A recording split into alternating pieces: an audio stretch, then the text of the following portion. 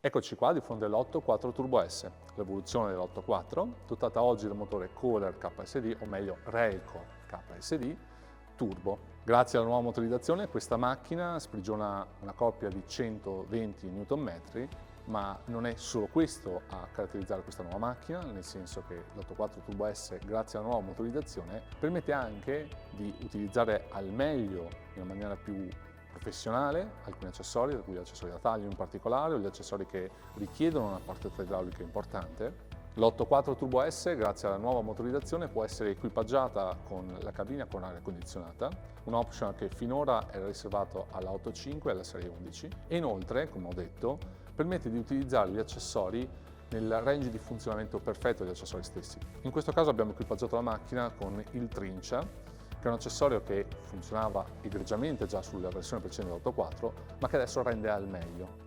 Il Trincia è stato modificato disaccoppiando il motore dall'albero, quindi ponendolo in questa posizione. Adesso è collegato attraverso un sistema a cinghie, per far sì che l'albero stesso non trasmette direttamente le vibrazioni al motore e quindi evitare problemi in termini di durata del motore stesso, ma anche per rendere più efficiente il taglio.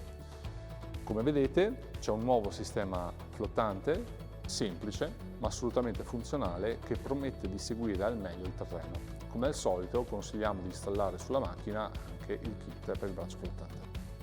Il nuovo motore Kohler, anzi Railco KSD 1403 Turbo, eroga 25 cavalli e 120 Nm di coppia, permette di avere una portata idraulica di 74 litri al minuto e una velocità di 25 km/h.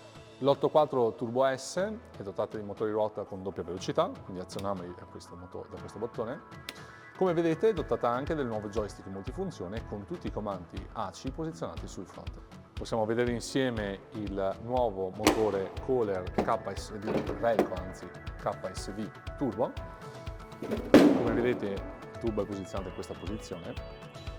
Come tutte le macchine Multi-One, a partire dalla serie 5, anche l'8.4 Turbo S è dotata di plastiche indistruttibili, ovvero sia permette di fare questo movimento e, come vedete, la plastica torna perfettamente in posizione. Bene, dopo aver visto la 8.4 Turbo S in azioni, non mi resta che salutarvi e alla prossima!